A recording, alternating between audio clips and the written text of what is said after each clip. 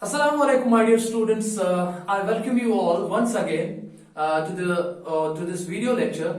मैं हूं आपका Yasir sir, and today I have to make a very important announcement. Today's video lecture is for the class 11th. Yes, you heard it right. This is for the class 11th, and this will be the video lecture number first for class 11th, and the unit that I have chosen to deliver here to make you understand is the chemical equilibrium, or simply we can call it equilibrium. We are going to discuss this unit in detail, and inshallah I'll try my level best to put it in front of you in a very lucid form so that you can understand the whole unit properly and very effectively. So let us start the first unit, that is chemical equilibrium or equilibrium for class 11th.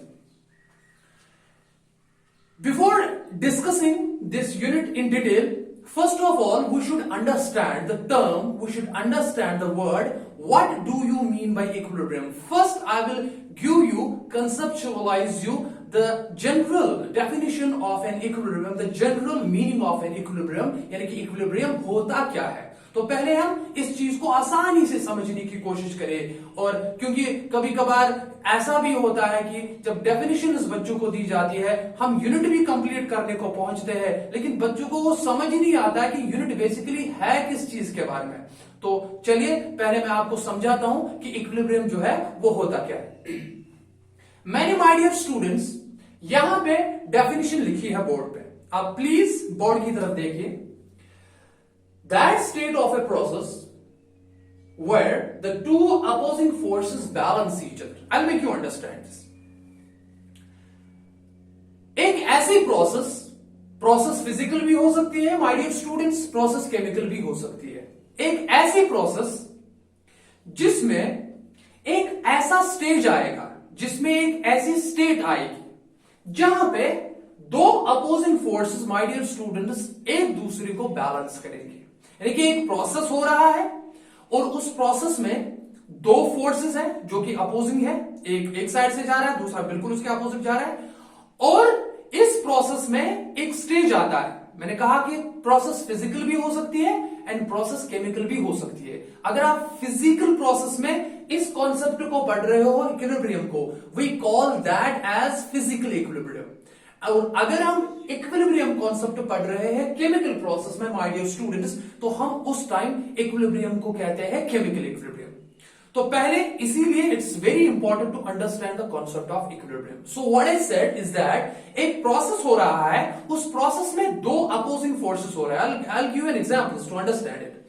इस process में दो opposing processes हो रहे हैं, process हो रहा है, दो अपोजिंग फोर्सेस है, और एक स्टेज जब प्रोसेस हो रहा है तो एक स्टेज आ रहा है, एक स्टेट आ रहा है प्रोसेस के दौरान, जिस टाइम दो अपोजिंग फोर्सेस जो है वो एक दूसरे को बैलेंस करते हैं. My dear students please listen it carefully.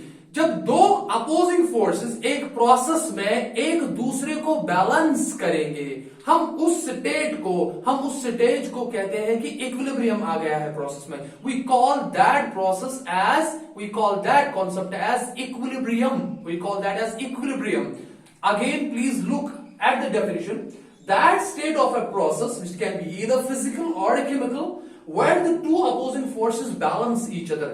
वो प्रोसेस जहां पे दो अपोजिंग फोर्सेस बिल्कुल उस प्रोसेस में एक दूसरे को बैलेंस करेंगे. बैलेंस जब होगी कंडीशन, तो हम कहेंगे वो प्रोसेस जो है वो किस स्टेज पे पहुंची है, वो इक्विलिब्रियम स्टेज पे पहुंची.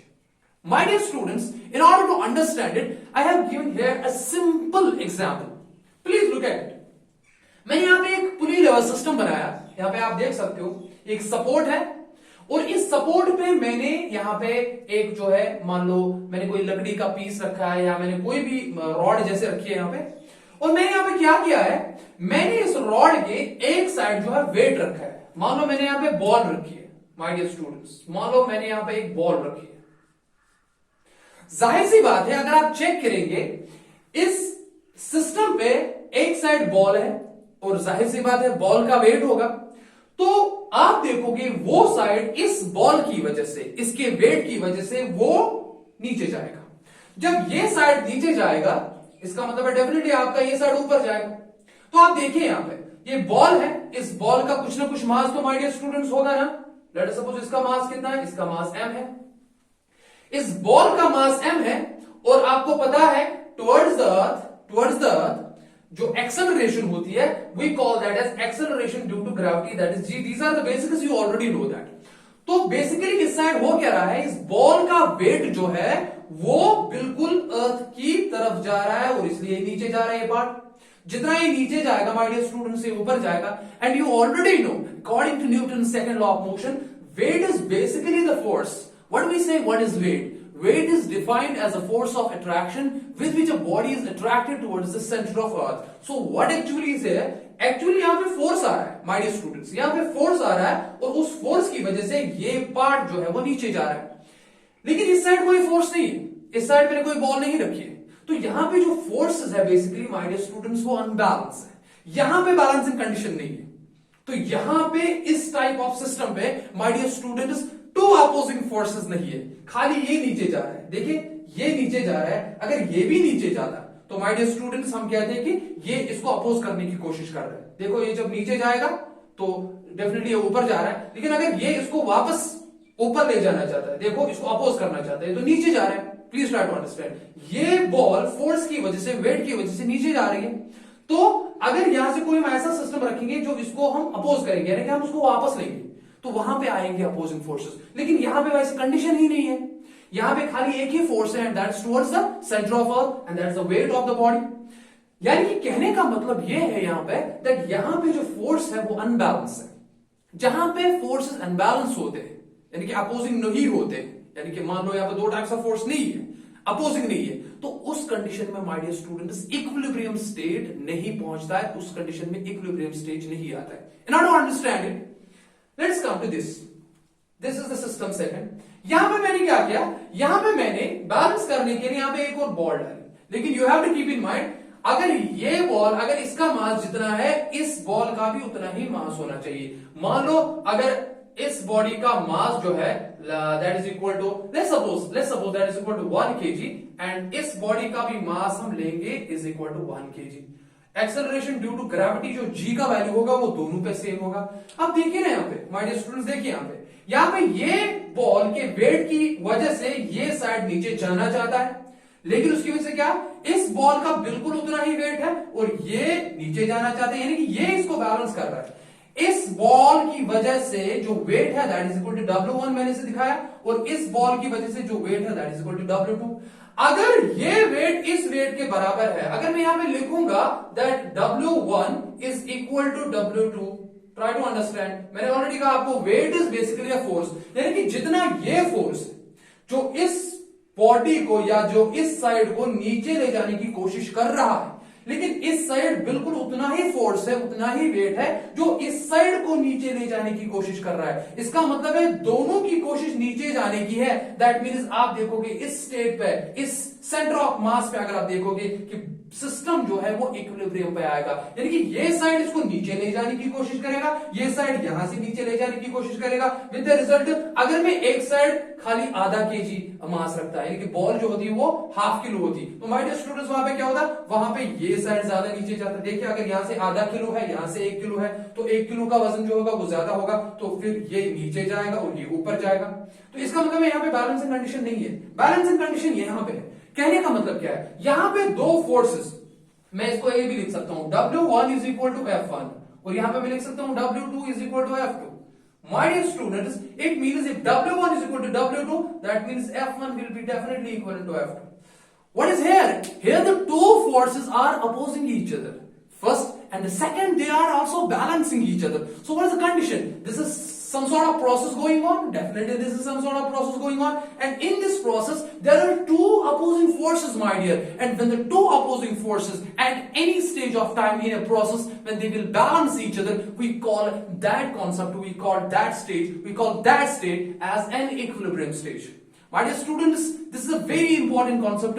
I'll again try to conceptualize it for you, make it easy for you, that equilibrium is that state of a process that can be a physical process or a chemical process, while the two opposing forces, they balance each other. When the two opposing forces balance each other in a process, we call that this process has reached this process has attained a stage where we call that this is called as an equilibrium state, or this is called as an equilibrium state, my dear students. बहुत ही simple है.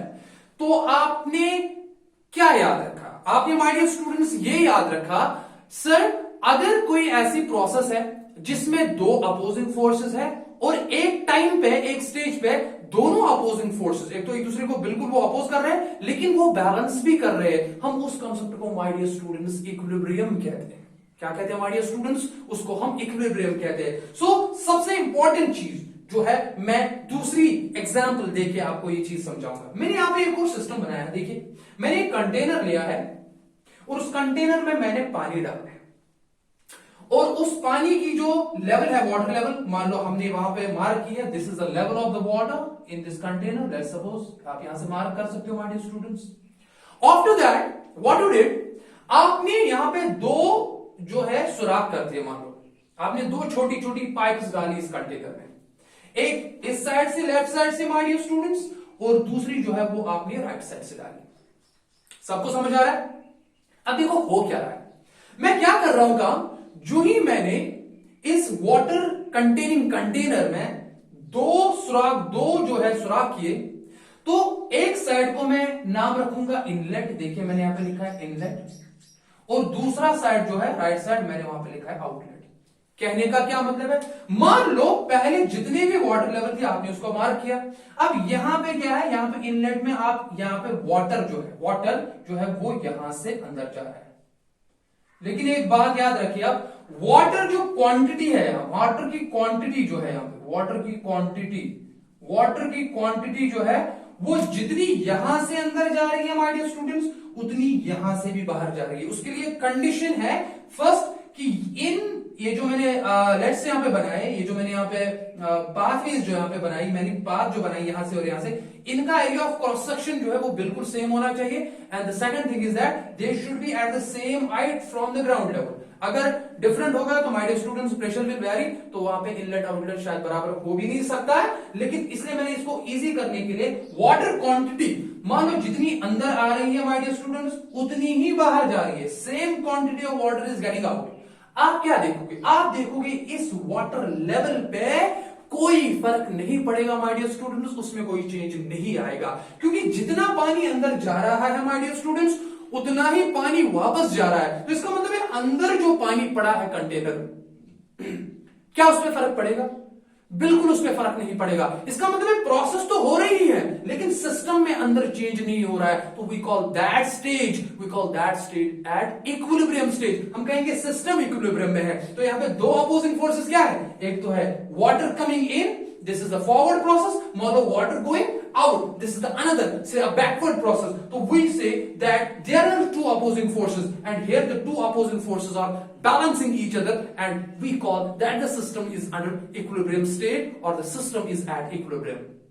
My dear students, so a very important conclusion that comes over here, that is, I have written a note over here, please try to understand. मैंने यहां पे लिखा है at equilibrium. देखिए equilibrium पे at equilibrium दो processes होती है, अपोजिंग फोर्सेस होते हैं. फर्स्ट ऑफ ऑल ये आपको पता है. और दोनों फोर्सेस जो अपोजिंग फोर्सेस होते हैं वो क्या करते हैं माय डियर स्टूडेंट्स, पहले सर वो एक दूसरे को बैलेंस करते हैं, एंड सेकंड दोनों का जो रेट होगा, फॉरवर्ड प्रोसेस का फॉरवर्ड वाला रेट होगा, बैकवर्ड प्रोसेस का माय डियर स्टूडेंट्स बैकवर्ड वाला रेट होगा. दोनों प्रोसेसेस एक दूसरे की इक्वल होते हैं बट अपोजिट होते हैं. So very very important conclusion for the concept of chemical equilibrium और equilibrium that you have to keep in your brain, that is at equilibrium rate of opposing forces are equal and opposite. Rate of opposing forces are equal and opposite. That means forward rate will be equivalent to backward rate. What I want to say is that if you will look at this system, process अंदर तो water level constant है, उसमें तो change नहीं आ रहा है, मतलब equilibrium है. लेकिन दूसरी बात, हालांकि हम ये डिटेल में आगे पढ़ेंगे, हम बहुत सारी चीजें इसमें सीखेंगे, मैं आपको फिलहाल मेन जो है जनरलाइज कर रहा हूं कॉन्सेप्ट को. तो यहां पे दो अपोजिंग फोर्सेस कौन है सर, वाटर का अंदर आना और वाटर का बाहर जाना. यानी कि फॉरवर्ड रेट मान लो आप, वाटर का अंदर आना, बैकवर्ड रेट मान लो आप, वाटर का बाहर जाना. तो यहां पे जब फॉरवर्ड रेट, जितना पानी अंदर जाएगा, जिस स्पीड से अंदर जाएगा, अगर उतना ही पानी उतना पानी और उसी स्पीड से वापस जा रहा है तो आप उसको समझो अंदर जो आ रहा है उसको आप फॉरवर्ड रेट समझो, और जो बाहर जा रहा है उसको आप समझो बैकवर्ड रेट। मुझे बताओ कब इस कंटेनर में वाटर की लेवल जो है वो कांस्टेंट रहेगी? That is only and only possible when the forward rate of water coming inside will be equal to the backward rate that is water going outside. We call that state, means we call the process at that stage has reached at an equilibrium point, or we simply call that as an equilibrium.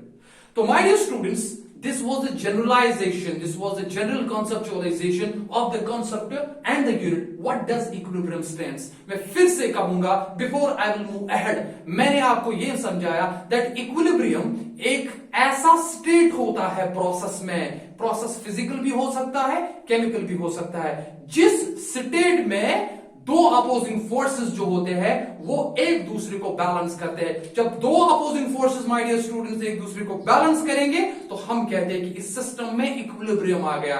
ये system अब disturb नहीं हो रहा है, ये equilibrium आ गया उस system में।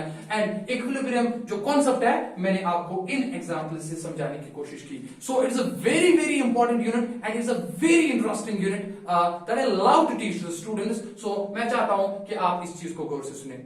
तो चलिए ठीक है, आप थोड़ा फिर से बोर्ड की तरफ थोड़ा विजुअलाइज कीजिए मैंने आपको क्या दिखाया, उसके बाद हम थोड़ा आगे चलेंगे।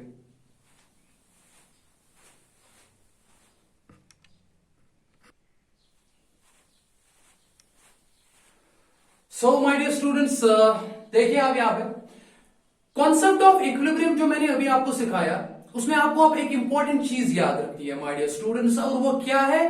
My dear students, concept of equilibrium is only and only used in case of reversible processes.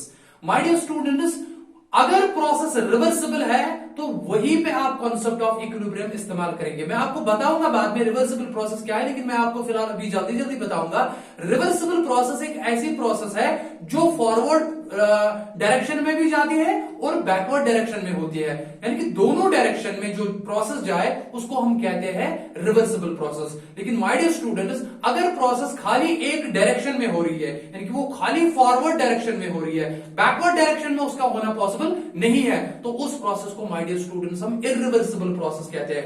Irreversible process में इक्विलिब्रियम का कॉन्सेप्ट हम इस्तेमाल नहीं करते, मगर माय डियर स्टूडेंट्स इक्विलिब्रियम का concept only and only it is utilized in case of reversible process. तो वही मैंने यहां पे लिखा my dear students that concept of equilibrium has significance, means it is used only in reversible process. Reversible process क्या होती है?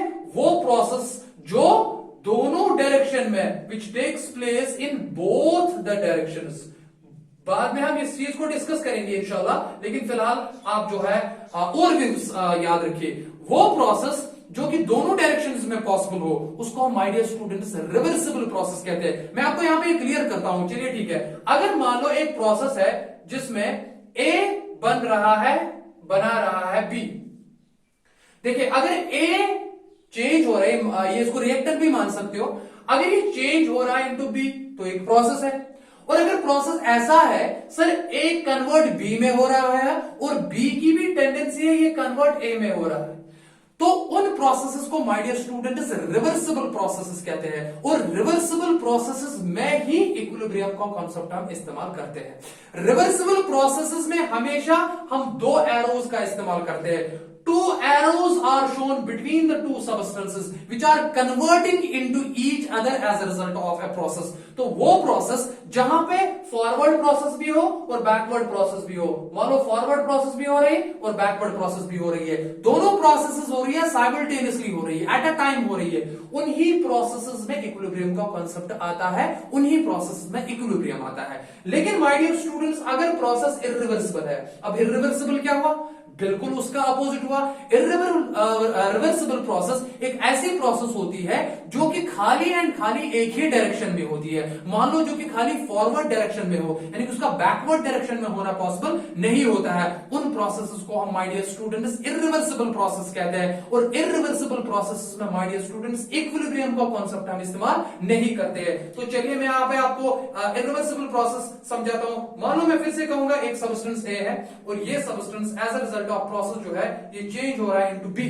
लेकिन अगर बी वापस चेंज ए में नहीं हो रहा है, यानी कि खाली रिएक्शन जो है वो फॉरवर्ड डायरेक्शन में हो रही है, उस प्रोसेस को हम इरिवर्सिबल प्रोसेस कहते हैं। My dear students, irreversible process के लिए हम सिंगल एरो दिखाते हैं from the substance which changes and to the substance that is which is formed as a result of change। तो वहां हम खाली एक एरो दिखाते हैं। एक एरो जहां पे भी आपको माय डियर स्टूडेंट्स दिखे, you will try to understand that it is an irreversible process। जहां पे भी आपको दो एरोस दिखे तो आप समझ लेना ये रिवर्सिबल प्रोसेस है। तो माय डियर स्टूडेंट्स, इक्विलिब्रियम का concept only and only it is utilized in case of reversible processes. अगर प्रोसेस इरिवर्सिबल है तो माय डियर स्टूडेंट्स वहां पे इक्विलिब्रियम नहीं आएगा, that is not possible. Irreversible process को समझने के लिए मैंने देखो यहां पे आपको दिखाया, मैंने लिखा है दैट इक्विलिब्रियम प्रोसेस जो है that takes place in only one direction. ये खाली एक डायरेक्शन में होगी। मान लो ए से बी की तरफ हो रही है, ये बी से ए की तरफ वापस नहीं हो सकती है। Which takes place only in one direction, that is it takes place in forward direction only and does not take place in the backward direction। अगर ये मान लेते हो आप फॉरवर्ड डायरेक्शन तो ये बैकवर्ड डायरेक्शन में वापस नहीं होगी। माय डियर स्टूडेंट्स, उस प्रोसेस को हम इरिवर्सिबल प्रोसेस कहते हैं। और इरिवर्सिबल प्रोसेस जो कि बैकवर्ड डायरेक्शन में नहीं होती है, खाली एंड खाली एक डायरेक्शन में होती है, माय डियर स्टूडेंट्स उन प्रोसेसेस को हम स्पॉन्टेनियस प्रोसेसेस भी कहते हैं। Spontaneous processes are irreversible processes. यानी कि स्पॉन्टेनियस प्रोसेस ये होती है जो खुद ही होती है, जो नेचर में आप देखोगे कि खुद ही हो रही है और खाली एक डायरेक्शन में हो रही है, उसका बैकवर्ड होना पॉसिबल नहीं होता है। इसके मैंने सिंपल सी आपको एग्जांपल दे दी।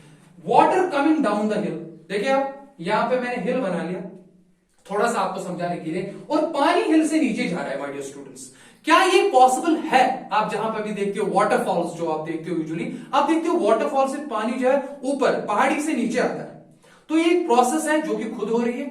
एंड दूसरी बात, ये स्पॉन्टेनियस प्रोसेस है। एंड दूसरी बात, ये जो वाटर नीचे आ रहा है, ये वाटर वापस at any instant of time वापस नहीं जा रहा है। यानी कि आप कहीं पे नहीं देखोगे वाटर नीचे भी आ रहा है और ऊपर भी जा रहा है। अगर वैसा होता तो उसको हम रिवर्सिबल प्रोसेस कहते हैं। लेकिन पानी का डाउन द हिल जाना, that is simply and simply one flow direction, that means it takes place only in one direction, therefore flow of water down the hill is an irreversible process, it's also a spontaneous process। तो उसके case में आप equilibrium ढूंढने की आपको जरूरत नहीं है, ना आपको वहां पे इक्विलिब्रियम मिल सकता है। दूसरी बात, दूसरी प्रोसेस जो कि इरिवर्सिबल प्रोसेस है, that is flow of heat from hotter body to a colder body. ये सब स्टूडेंट्स को पता है, it's a very simple concept है। आपको पता है अगर आप दो बॉडीज को माय स्टूडेंट्स कनेक्ट करते हो, एक हॉट बॉडी है that means eight high temperature है, एंड दूसरी जो है वो कोल्ड बॉडी है, मींस उसमें हीट कंटेंट उससे थोड़ा कम है। और अगर आप इनको कनेक्ट कर रहे हो तो heat will always flow from hotter body to the colder body, means the body at high temperature to the body at low temperature. Heat hot body से कोल्ड बॉडी की तरफ जाएगी, यानी कि body at high temperature 100 degree centigrade, यहां पे body को मैंने 10 डिग्री सेंटीग्रेड पे रखा है, तो बताइए हीट कंटेंट कहां पे ज्यादा होगा? जहां पे टेम्परेचर ज्यादा है, तो दैट इज इसमें हीट कंटेंट ज्यादा है माय डियर स्टूडेंट्स, और यहीं पे ये ज्यादा हॉट होगा। यहां पे हीट कंटेंट कम है, इसलिए मैं कंपैरेटिवली कहूंगा कि ये इससे कम होगा, यानी कि ये कोल्ड मैंने यहां पे लिखा है। तो हीट हमेशा फ्लो करती है from hot body to cold body. Flow of heat मैंने नीचे लिखा, एरो आपको बताता है हॉट से कोल्ड की तरफ जा रहा है, यानी कि खाली hotter to colder body. Heat can never flow from colder to hotter body unless अगर आप एक्सटर्नल एजेंसी अप्लाई करते हो तो मुमकिन है, लेकिन ऑन इट्स ओन अकॉर्ड नहीं हो सकता है। इसका मतलब बताइए फिर ये रिवर्सिबल प्रोसेस है इरिवर्सिबल? क्या हीट खाली यहां से यहां फ्लो हो रहा है कि वापस भी हो रहा है? हीट खाली फ्लो हो रहा है in one direction, therefore it is an irreversible process. My dear students and मेरे प्यारे बच्चों, आप इस चीज को हमेशा के लिए याद रखोगे दैट अगर प्रोसेस इरिवर्सिबल है, अगर प्रोसेस इरिवर्सिबल है तो इरिवर्सिबल प्रोसेस में आप इक्विलिब्रियम ढूंढने की जरूरत नहीं है आपको, वहां पे इनफैक्ट इक्विलिब्रियम आता ही नहीं है। जब इक्विलिब्रियम ही नहीं आता तो आप ढूंढेंगे क्या? तो इक्विलिब्रियम जब भी आप बात करेंगे इस यूनिट की तो हम खाली एंड खाली रिवर्सिबल प्रोसेसेस की वहां पे बात करते हैं। अगर प्रोसेस इरिवर्सिबल है तो वहां पे इक्विलिब्रियम का कॉन्सेप्ट इस्तेमाल नहीं होता माय डियर स्टूडेंट्स। मुझे उम्मीद है कि आप सब लोगों को अच्छे से समझ आ गया। अब आपको ये भी चीजें याद रखनी है, सर ऐसी कौन सी रिएक्शंस है, ऐसी कौन सी रिएक्शंस है जहां पे हमें यह पता चले सर ये रिएक्शन कभी रिवर्सिबल नहीं हो सकती। बिकॉज अगर आप रिएक्शन की बात करोगे तो मैं कुछ एग्जांपल्स दूंगा रिएक्शंस के जो कि रिवर्सिबल नहीं हो सकती रिएक्शन, वो इरिवर्सिबल रिएक्शन होती है। और अगर वैसी रिएक्शंस आपको दिखी तो आप उनमें इक्विलिब्रियम ढूंढना, आपको उनमें इक्विलिब्रियम नहीं ढूंढना है, आपको वहां पे इक्विलिब्रियम ढूंढने की जरूरत नहीं है। So I am going to here give more examples of irreversible process but in terms of chemical reactions when equilibrium can not be attained, means I am going to give you the examples of irreversible chemical reactions.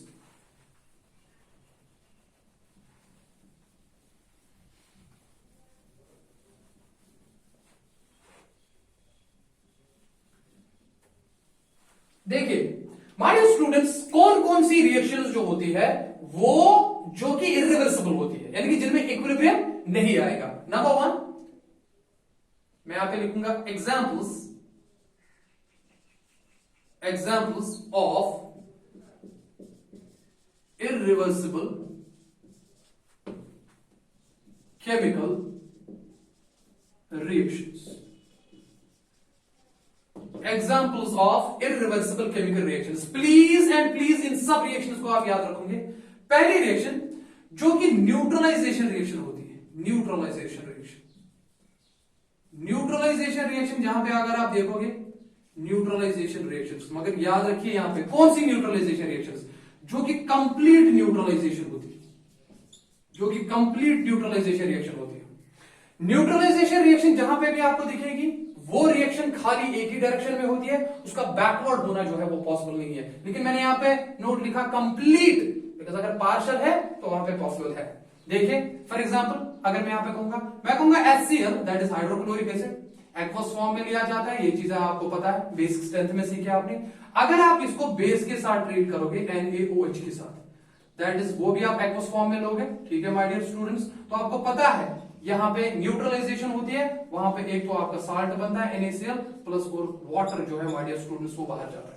अगर reaction आपको ये दिखी जो कि complete neutralisation है, ना ही ये जो साल्ट बना जिसको आप सोडियम क्लोराइड कहते हो, ना ही ये एसिडिक है ना ही बेसिक है, यानी कि reaction is neutralization type, and if the reaction is neutralization this will be definitely an irreversible. और इसीलिए यहां पे देखो मैंने खाली एक एरो दिखाया है। तो पहली एग्जांपल ये थी इरिवर्सिबल रिएक्शन की। दूसरी रिएक्शन जो है वो है प्रेसिपिटेशन रिएक्शन। अगर आपकी रिएक्शन जो है वो my dear students precipitation reaction है, प्रेसिपिटेशन रिएक्शन भी क्या है, वो भी एग्जांपल ऑफ इरिवर्सिबल रिएक्शन है। और प्रेसिपिटेशन रिएक्शंस में भी equilibrium my dear students attain नहीं होता है। फॉर एग्जांपल अगर हम यहां पे एक प्रेसिपिटेशन रिएक्शन की एग्जांपल देखें, मान लो मेरे पास है AgNO3 that is silver nitrate, मैंने इसका एक्वस सोल्यूशन लिया, इसको मैं ट्रीट करूंगा फॉर एग्जांपल चलिए हम लेते हैं HCl, चलिए HCl के साथ ट्रीट करेंगे, हाइड्रोक्लोरिक एसिड एक्वस के साथ ट्रीट करेंगे। पानी जरूरी लेना है तभी ये H+ देगा, अदरवाइज पॉसिबल नहीं है।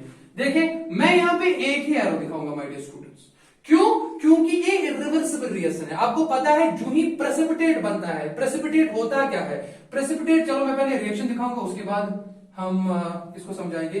AgNO3 when it reacts with hydrochloric acid it forms AgCl, ये प्रेसिपिटेट बनता है, मैं ब्रैकेट में सॉलिड लिखूंगा, ये यहाँ पे PPT बनेगा, प्रेसिपिटेट बनेगा, एंड प्लस यहाँ पे HNO3 के साथ रिएक्ट करके HNO3 बनाएगा। इस रिएक्शन को आप बाद में बैलेंस करेगा, अगर ये बैलेंस नहीं भी वैसे बैलेंस है। तो यहाँ पे प्रेसिपिटेट जो है माय डियर स्टूडेंट्स ये इनसॉल्युबल सॉलिड होगा, ये इनसॉल्युबल है, इनसॉल्युबल वापस इसके साथ रिएक्ट नहीं करेगा, यानी कि ये फिर से वापस बनाएगा। पॉसिबल होता तो यहां पे मैं दूसरा एरो दिखाता, सिंस ये एक ही डायरेक्शन में हो रही है और जो ही ये बना उसके बाद रिएक्शन पॉसिबल बैकवर्ड डायरेक्शन में नहीं होती, इसीलिए मैंने यहां पे एक ही सिंगल हेडेड एरो दिखाया। तो ये भी इरिवर्सिबल रिएक्शन है और ये भी इरिवर्सिबल रिएक्शन है। जहां पे भी आपको इरिवर्सिबल रिएक्शन दिखे माय डियर स्टूडेंट्स, वहां पे इक्विलिब्रियम नहीं आ सकता, वहां पे इक्विलिब्रियम पॉसिबल नहीं है।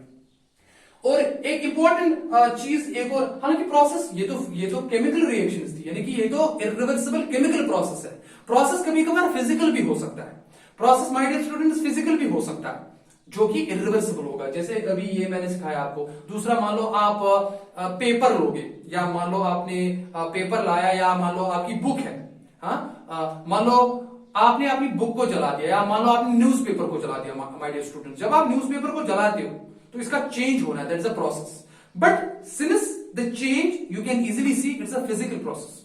क्या आप वापस जो आपका ऐश बना वहां पे, जो न्यूज़पेपर पूरा जल गया, वहां पे जो आपको ऐश मिला, क्या वो वापस चेंज होगा into this newspaper? No, therefore you can not revert it back, therefore it is also an irreversible process, but a physical change, we call that as physical irreversible process. Process physical हो या chemical हो मगर irreversible हो। My dear students, irreversible process में हम equilibrium जो है वो नहीं देखते हैं, हम इक्विलिब्रियम की बात नहीं करते हैं। My dear students, only and only when we talk of equilibrium stage we are actually talking of the reversible chemical process और रिवर्सिबल फिजिकल प्रोसेस। तो इंशाल्लाह this was video lecture number first. उम्मीद करता हूं मैं आप लोगों को अच्छे से समझ आ गया। तो नेक्स्ट हमारा जो वीडियो लेक्चर होगा वो खाली और खाली रिवर्सिबल प्रोसेस पे सर्कुलेट होगा। उसमें फिजिकल प्रोसेस की भी बात होगी, उसमें केमिकल प्रोसेस की भी बात होगी, एंड सबसे इंपॉर्टेंट चीज माय डियर स्टूडेंट्स, उसमें हम इक्विलिब्रियम की बात करेंगे। एक्चुअली ये यूनिट जो है ये दो पार्ट्स में डिवाइड किया गया है। वन इज केमिकल इक्विलिब्रियम, उसमें फिजिकल इक्विलिब्रियम भी पढ़ते हो आप, and second is ionic equilibrium, and it's a very very interesting unit. इंशाल्लाह बने रहिए आप हमारे साथ और हम आपको इंशाल्लाह हर कोई चीज सिखाएंगे। और तो फी अमानिल्लाह, अस्सलाम वालेकुम। मिलते हैं वीडियो लेक्चर नंबर 2 में।